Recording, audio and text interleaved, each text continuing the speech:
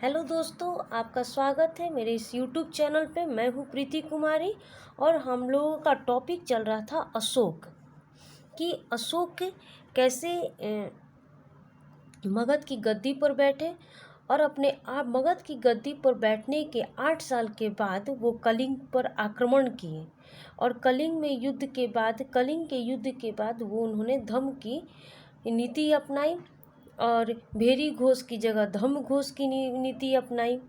तो वो आप लोग पार्ट पहले देखिएगा, फिर उसके बाद ये पार्ट 2 को क्लियर कीजिएगा। पार्ट 2 फिर देखिएगा, ठीक है। पार्ट 1 मैंने पढ़ा दिया है। अब अशोक जो थे, हम लोग स्तंभ लेख उसमें पढ़ रहे थे। अशोक के 7 स्तंभ लेख हैं, ठीक है, जो कि 6 स्तंभ लेख का वर्णन अलग अलग स्थानों पे गए। देखिए ये सब पीडीएफ है, आप लोग को मैं पीडीएफ ये डाल दूंगी। अशोक जो थे 7 स्तंभ लेख, जो 7वां इसका स्तंभ लेख था अशोक का, वो काफ़ी मतलब कि बड़ा था, ठीक। और वो किस में था, तो ब्राह्मणी लिपि में लिखी गई थी, ठीक है। 7वें स्तंभ लेख में किसका आजीविका का वर्णन किया गया था। और जो सबसे छोटा स्तंभ लेख था वो जो था रुमेदई था, रुमेदई जो कि लुम्बिनी में था। और धर्म यात्रा के दौरान अशोक जो थे वहाँ का कर जो था कम कर दिए थे, 1/8 कर दिया था, ठीक। अब ये हम लोग 7 अच्छे स्तंभ लेख के बारे में पढ़ेंगे, जो कि अलग अलग स्थानों से ये मिले हैं, ठीक है। पहला प्रयाग स्तंभ लेख, दिल्ली टोपरा, दिल्ली मेरठ, रामपुरवा, लौरिया अरेराज और लौरिया नंदगढ़, ठीक है। प्रयाग स्तंभ लेख, ये जो स्तंभ लेख था ये कहाँ था, तो ये पहले कहाँ था, कौशाम्बी में था, ठीक है। पहले कहाँ था, कौशाम्बी में था। और फिर अकबर क्या किया कि इसको इलाहाबाद में स्थापित कर दिया गया और इसी को रानी का अभिलेख भी कहा गया, ठीक है। अब हम लोग दिल्ली टोपरा, यहाँ पूछता है रानी का अभिलेख कहाँ है, तो प्रयाग स्तंभ लेख में है, कौशाम्बी में। ये पूछता है रानी का अभिलेख कहाँ है, तो कौशाम्बी में है, जो कि यूपी में पड़ता है। अब हम लोग पढ़ेंगे दिल्ली टोपरा। ये जो था फिरोज शाह तुगलक के द्वारा इसे टोपरा से दिल्ली लाया गया था, ठीक है। किसके द्वारा लाया गया था, तो फिरोज शाह तुगलक के द्वारा इसको दिल्ली से टोपरा लाया गया। और फिर दिल्ली मेरठ, अब तीसरा कौन सा पढ़ेंगे, दिल्ली मेरठ। ये जो स्तंभ लेख था ये फिरोज शाह ही दिल्ली लाए थे इसको। और फिर रामपुरवा, रामपुरवा जो स्तंभ लेख था ये कहाँ है, तो ये जो चंपारण में है। और इसकी खोज कब हुई थी, तो 1872 में करनाल में इसकी खोज की गई थी। उसके बाद लौरिया अरेराज है, लौरिया अरेराज जो चंपारण बिहार में है, ठीक। और लौरिया नंदगढ़ ये भी चंपारण बिहार में है। और इस स्तंभ पर क्या चीज का चित्र बना है, तो मोर का चित्र बना है। मोर का चित्र किस स्तंभ पर है, तो लौरिया नंदगढ़ पर है। इसमें क्वेश्चन कैसे आएगा, क्वेश्चन आता है कि 7वां जो स्तंभ लेख है वो किस लिपि में लिखी गई थी, तो ठीक है, ब्राह्मणी लिपि में लिखी गई थी। दूसरा क्वेश्चन आएगा कि कौन सा स्तंभ लेख सबसे लंबा है, सबसे बड़ा है, तो 7वां स्तंभ लेख सबसे बड़ा है। सबसे छोटा स्तंभ लेख कहाँ है, तो रुमेदई में है। एक क्वेश्चन पूछेगा कि रानी का अभिलेख किसको कहा गया है, तो प्रयाग स्तंभ लेख को कहा गया है। रानी का अभिलेख कहाँ मिला है, तो कौशाम्बी में मिला है, ठीक। उसके बाद एक क्वेश्चन यहाँ से आता है कि नंदगढ़ जो था मोर का चित्र किस स्तंभ लेख में बना हुआ है, तो लौरिया नंदगढ़ में। और कहाँ है, तो बिहार के चंपारण में है। अब हम लोग पढ़ेंगे कि ये क्वेश्चन बहुत इम्पोर्टेंट है, ठीक। अशोक के अधिकांश अभिलेख हैं जो कि प्राकृत भाषा में थी और ब्राह्मणी लिपि में लिखी गई थी। अशोक के जो अभिलेख थे उसकी भाषा कैसी थी, भाषा पूछेगा, तो भाषा प्राकृत थी और लिपि कैसी थी, ब्राह्मणी थी। इसमें स्टूडेंट काफ़ी कंफ्यूज हो जाते हैं कि लिपि कौन सी है, भाषा कौन सी है। तो भाषा प्राकृत और लिपि ब्राह्मणी, यहाँ से क्वेश्चन एराइज होते हैं। ठीक है। फिर अशोक के जो शिलालेख हैं उसमें 4 लिपि का प्रयोग किया गया है। कौन कौन सा लिपि का, 4 लिपि का प्रयोग किया गया, ब्राह्मणी, खरोष्टी, ग्रीक और अरमाइक। इसका पीडीएफ मैं अपने टेलीग्राम चैनल पे मैं डाल दूंगी, GS बाई प्रीति मैम। इसका पीडीएफ आप लोग वहीं से लीजिएगा। अशोक और अरमाइक जो लिपि थी ये कहाँ से, तो ये अफगानिस्तान से थी। और खरोष्टी लिपि उत्तर पश्चिम पाकिस्तान से, ब्राह्मणी लिपि ये शेष भारत में है। अब एक ये क्वेश्चन यहाँ से आता है कि खरोष्टी लिपि कैसे लिखी जाती है। तो खरोष्टी लिपि जो होती है दाएं से बाएं की ओर लिखी जाती है। एक क्वेश्चन यहाँ से आता है कि अशोक के अभिलेख को कितने भागों में बांटा गया है।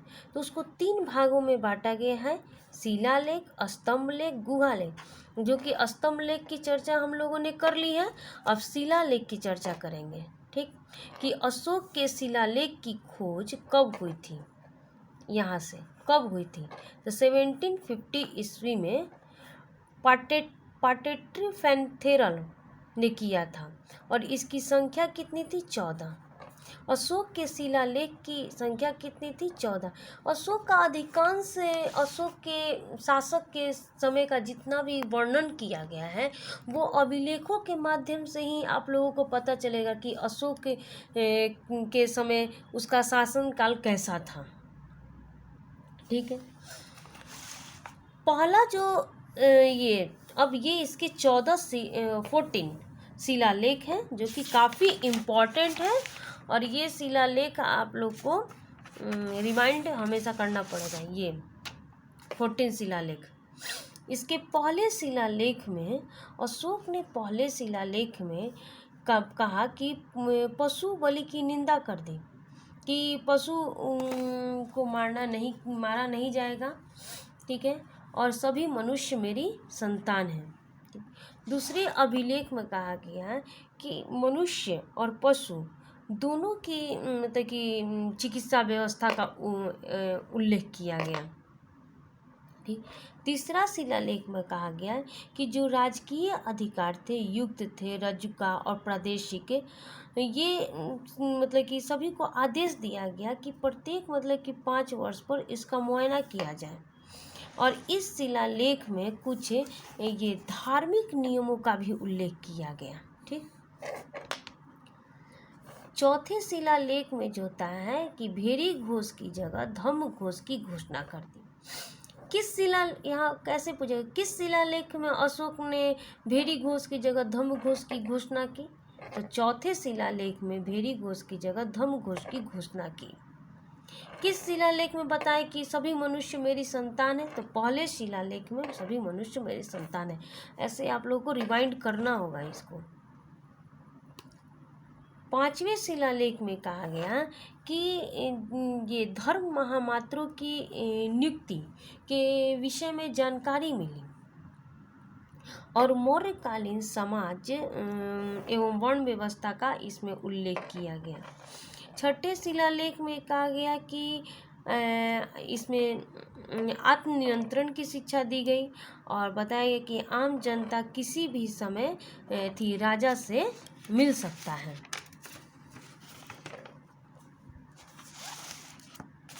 फिर जो था कि 7 और 8 मतलब 7वें और 8वें शिलालेख में क्या कहा गया कि अशोक की तीर्थ यात्रा का इसमें उल्लेख किया गया कि तीर्थ यात्रा का। 9वें शिलालेख में धर्म समारोह की चर्चा की गई, सच्चे भेंट सच्चे शिष्टाचार का उल्लेख किया गया। 10वें शिलालेख में क्या किया गया कि उसमें उच्च अधिकारी और राजा जो होंगे वो हमेशा किसके बारे में सोचेंगे, तो प्रजा के बारे में सोचेंगे।